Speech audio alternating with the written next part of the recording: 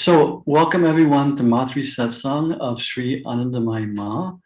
And I need to, as my responsibility, first say that we are recording this on Zoom.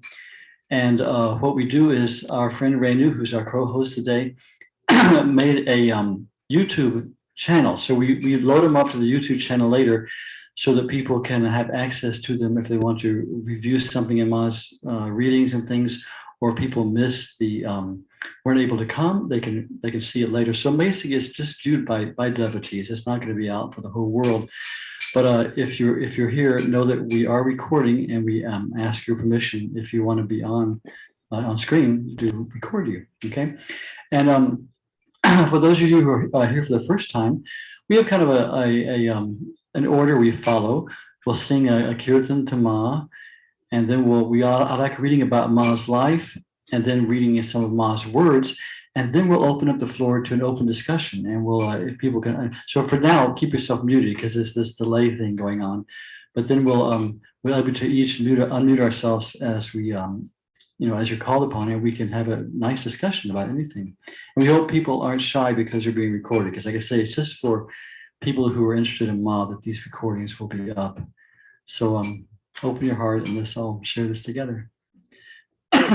So to start, my name is Mangalananda, and I'm an appointed Acharya. That just means a lineage sharer of the Guru's teachings of Ma Anandamayi Ashram, both in Indore, Omkareshwar, and Ma Sharanam Ashram in central India. And I've been asked to do things like this. That's why I do it. Now, usually we have our friend Pragya Hallstrom with us, who is also a co-host who reads from her book, Sayings of Ma and things. But this week, Pragya is not with us because her husband, Ted, is in the hospital with a heart problem. And he's had a long history of heart problems. And so she's there with him. She sends her love and regards, and she asks all of our prayers. So at one point, I think we should maybe formally just say a prayer to Ma for Ted, we're checking to see if he needs a pacemaker put in. So that's why Pragya's not here. So that's my introduction. I was with Ma from 1973, where I went to India specifically to meet her and traveled in India with her in 73 and 74 and received mantra diksha from her hands. And since then, I've been living within her lineage in different ashrams with her disciples. So Renu, why don't you introduce yourself? Renu is our co-host today. Introduce yourself. And I like to do this introduction every time, even though it takes a few minutes, because my idea of having this satsang is not just to share Ma's teachings and her words and things, but also to have community. Because I meet people, I say this every month, I meet so many people all over the world who have been touched by Ma, by Anandamayi Ma. This brings us all into one family. And I feel that people who, like all of us here, have been touched by Ma's grace. That's why we're here. So I like this to have community together, to have support, to have interaction. So it looks like we have 7 people. I got them all good.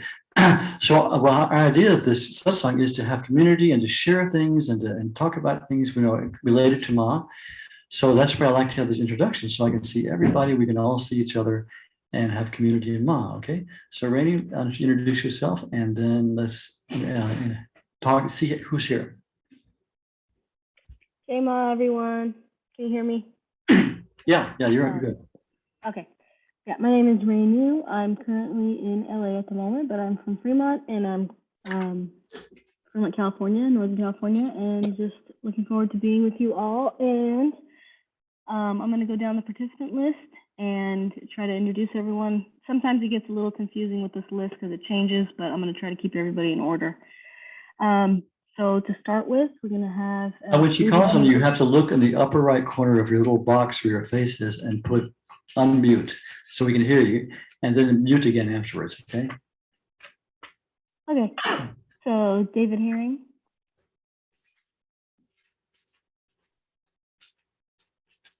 Yeah, we are here, Linda and David, in Williamsburg, Virginia. And we have been to the ashram in Kankal. And so we have been there, and we have been touched by Ma, definitely. Very good. Always good to see you every month. You're very faithful coming. I noticed. We enjoy it. She's faithful too. She's totally faithful to us. Yes. Jai Ma. Jai Ma. Jai Ma, welcome. Next we have Prerna Ji, my friend. Jai Ma.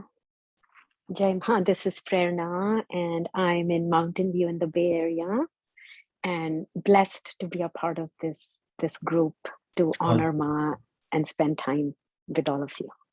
Jai Ma Prarana. Very good to have you with us. Good, good. And we'll be doing a Kirtan down there in April, at the end of April. Yes, on Ma's birthday. I'm so excited. I can't wait for that. It's been too long since I've heard you. And Rainer, since live. you're my external memory, be sure to remind me at the end, we'll talk about how we're going to do Ma's birthday celebration on May 1st on Zoom also, and invite people. Oh, wow. Cool. Yeah, who's next? Yeah, next will be Geeta Ji.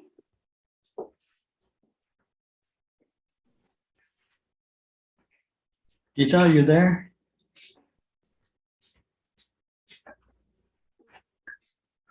You should unmute yourself.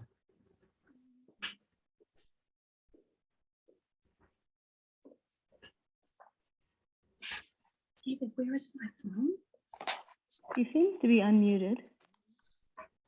Okay, well, we can't hear you, Geeta, but we love you and you're here and we're grateful. Jai Ma. Okay, welcome, Jai Ma. Next we have Ambarish. Jai Ma from California, Cerritos, California. I initiated by Ma in 1960s. Very welcome, sir. Aapka swagat ho hai. I would like, when we have a discussion, I'd like to call on you first. If you have any pungent stories of Ma you would like to share with us, be thinking of something. We'd love to hear from you later when we have our discussion. Not You.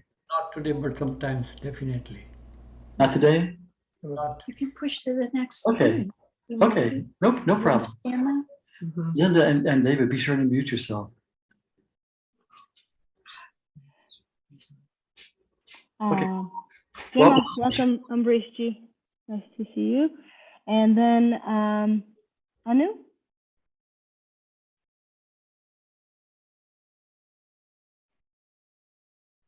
You there, Anu? Hi.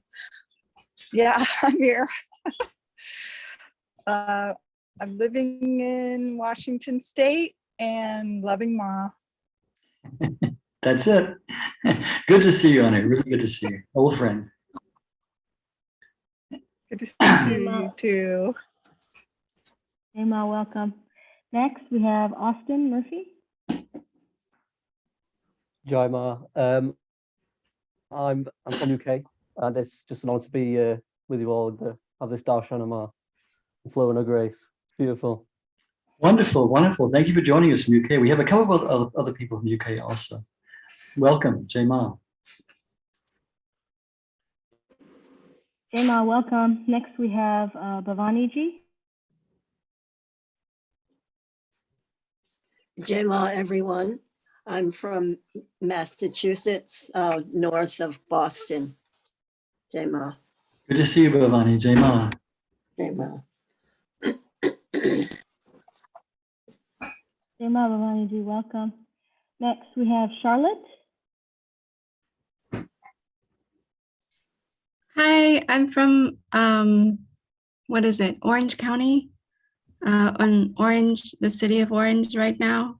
And I think Ma was in my life since I was a little girl, but I didn't know, and then I found her again. Wonderful, and welcome to Machi Satsang. And please, when we have our discussion after we read, I'd love to hear from you and how, I'd love to hear more about that when the time comes, okay? So hold that up. Jai Ma. Jai Ma.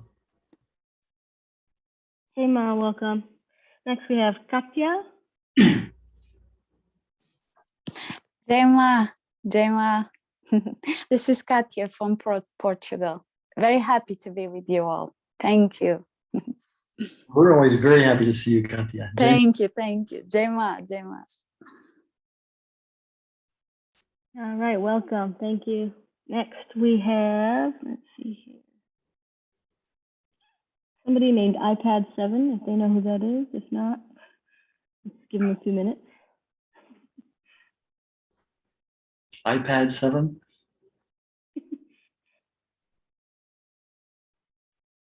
Okay, let's go on to Laura.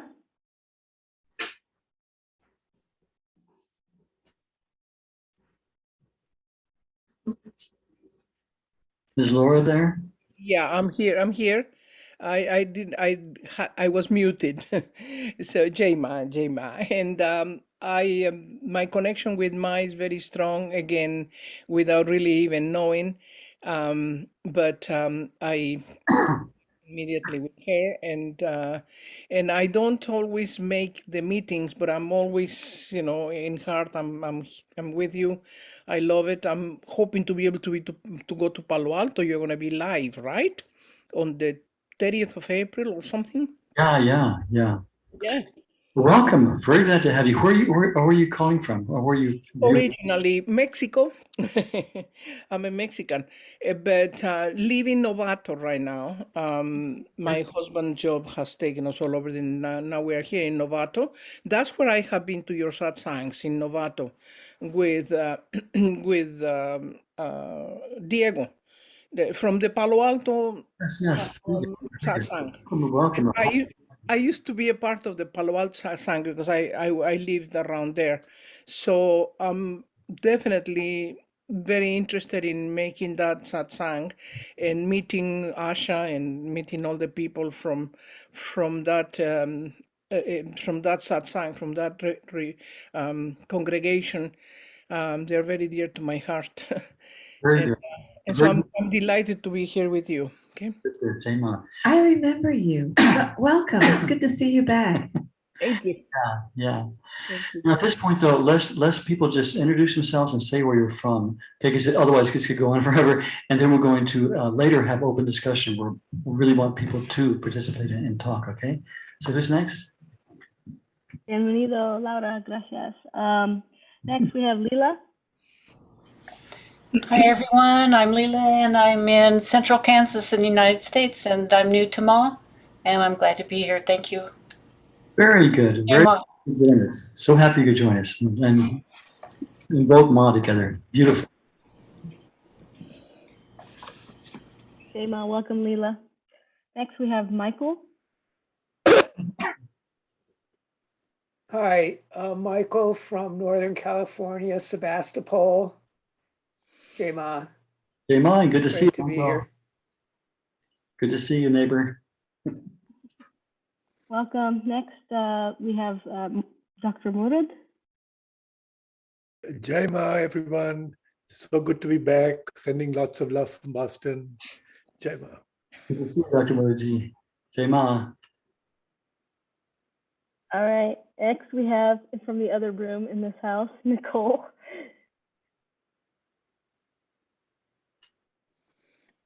Hi, Nicole from Los Angeles, California. Delighted to be here. Thank you, Renu, and thank you, everyone. Thank you for joining us, Nicole. How sweet. Jema. Okay. Next, we have Paul or Gulshan. Jema, everyone. Gulshan from the Washington, D.C. area. Glad to be here. Jema. Jema.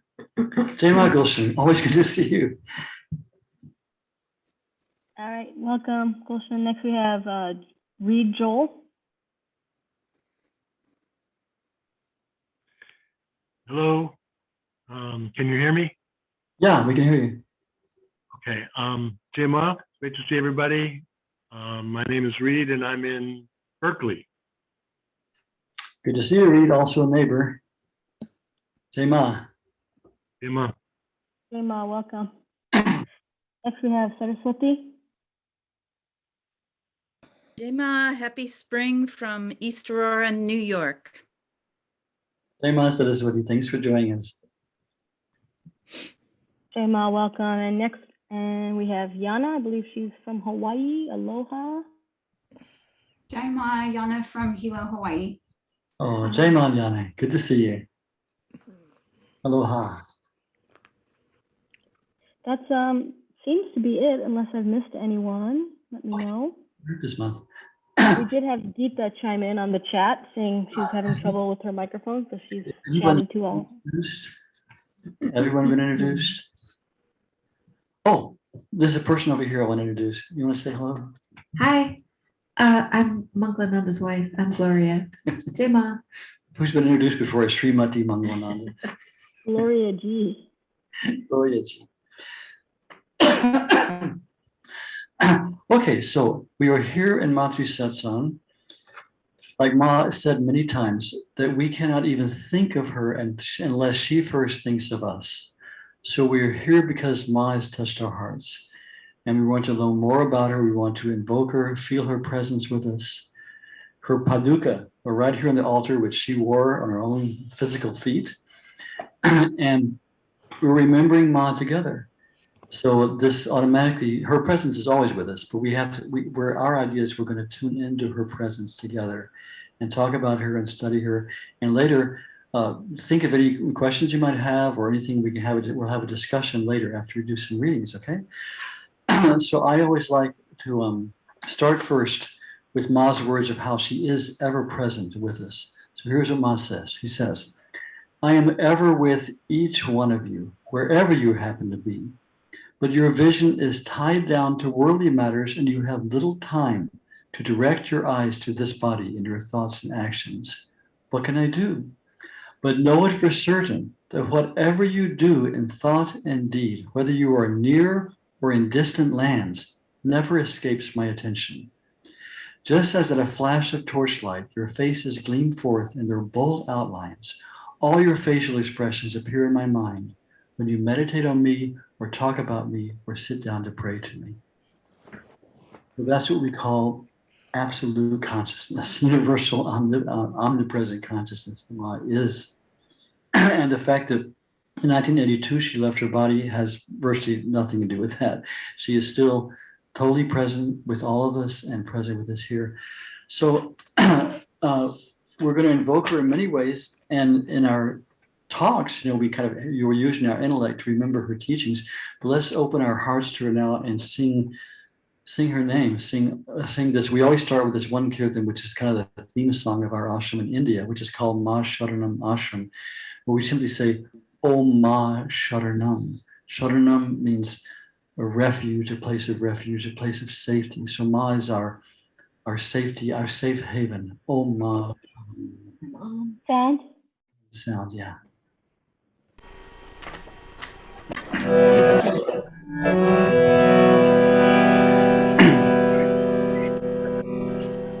Shri Shri Anandamayi Mata Ki Jai. Om Ma Sharanam. Om Ma Sharanam. Om Ma Sharanam. Om Ma Sharanam. Om Ma Sharanam. Om Ma Sharanam. Om Ma Sharanam. Om Ma Sharanam. Ready if somebody's waiting.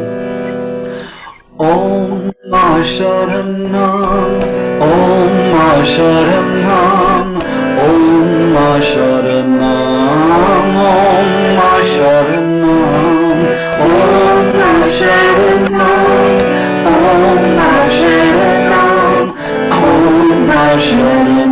Om Ma Sharanam. Om Ma Sharanam. Om Ma Sharanam. Om Ma Sharanam.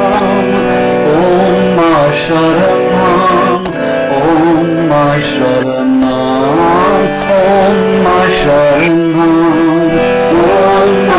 Sharanam. Om Ma Sharanam. Om Ma Sharanam.